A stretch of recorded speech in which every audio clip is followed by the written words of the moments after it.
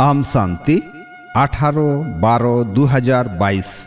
बिनती मुरली सगुन सेता रेना सगुन जोहार तेहिं दो हुडिंग माछा मिटंग बिनती बन आंजम गद लगे बिनती दो जीवी सगे रेना सिरजनिया जीवी आपाता बिनती मुरली तेहिं दो बाबा चेत कोई मेना का बांग एड़े जीवन रेना निस्सस सुमुंग साना आर उद्गव बांग एड़े जीवन रेना निस्सस सुमुंग साना आर उद्गव सिरजनिया जीवी आपात पेया मुठन अनिज कल्याण अनिज शिव बाबा सनाम गिदर को अडी गोनोंगान एरा सगैते ᱧᱮᱞᱮᱫ ᱠᱚᱣᱟ तेहें पेया मुठन अनिज कल्याण शिव बाबा सनाम गिदर को अडी गोनोंगान सगै चेत सगै एरा सगैते ᱧᱮᱞᱮᱫ ᱠᱚᱣᱟ झोतो खना पुइलू अडी नापाय सगै कना एरा सगै झोतो ᱧᱟᱢᱟ को रिनिज मालिक पोंगड़ा कना पोंगड़ा सावते ईश्वरीय पठुआ कना साव साव झोतो पौड़ी रे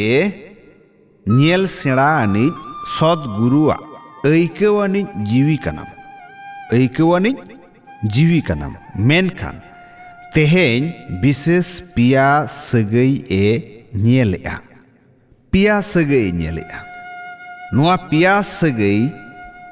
सनाम कोआ अडी दुलर रेना तेहें विशेष पेया मुठन अनिज कल्याण शिव जयंती मनाव रेना सानाते सनाम को दर दरते सेटेर आकना को बाबा सारहाव एमोग लगित पे हेज अकना से आपे सारहाव हाताव लगित पे हेज अकना बानार कमी कोरावगे पे हेज अकना तो जोखे ᱧᱩᱛᱩᱢ गे कल्याण शिव जयंती से सगुन निदे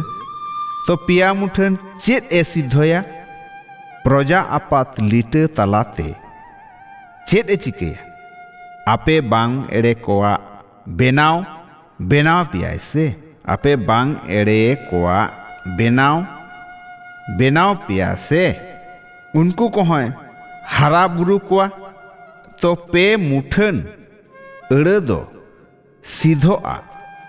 पे मुठन अड़े दो सीधो आ जोखे बाबा साव साव आपे बांग एड़े गिदर को हो साव रेपे ताहेना एकला बाबा दो चेत चिकेया ओना खातिर ते बाबा हा जन्म महा आर आपे बाम एड़े कोआ हो जन्म महा बाबा हा हो जन्म महा आपे बांग एड़े कोआ हो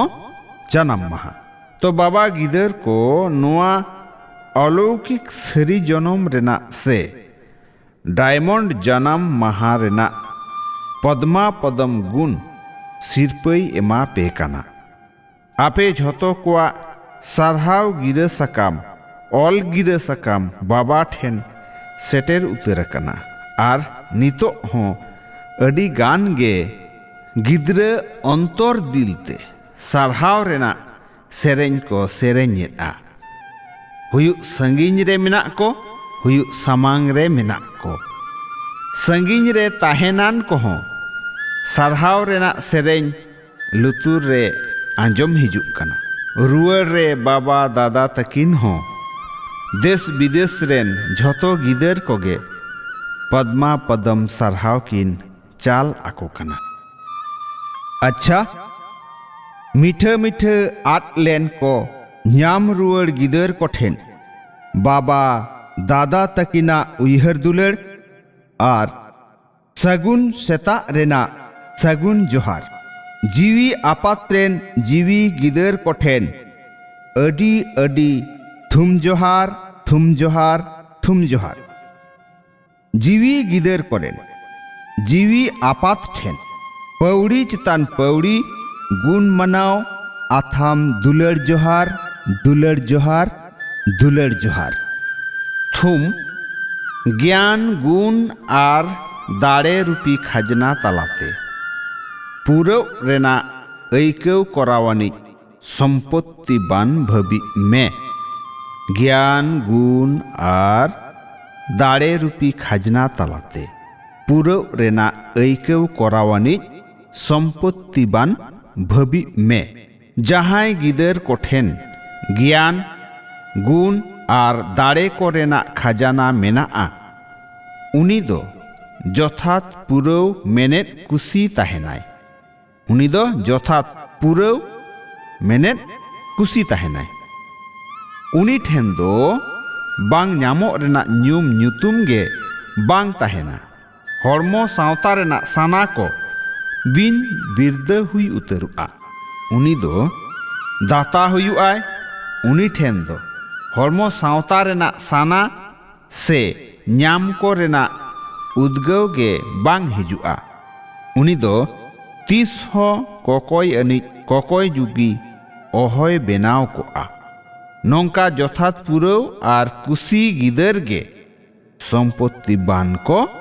लयो गोआ नौकान जथात पुरव और कुसी गिदर गे सम्पत्ति बान को लयो गोआ हितलय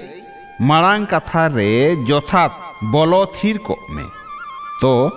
मेहनत रेना ऐकौ बांग हेज आमा मारांग कथा रे जथात बलो थीर को में तो मेहनत रेना ऐकौ बांग हेज आमा आम शांति आंजम के आबन बिनती मुरली तेहेन दो नुना गे आरहों बन हिजुआ दोसारते मा एनखान सनाम कोगे सगुन सेता रेना सगुन जोहार आम शांति।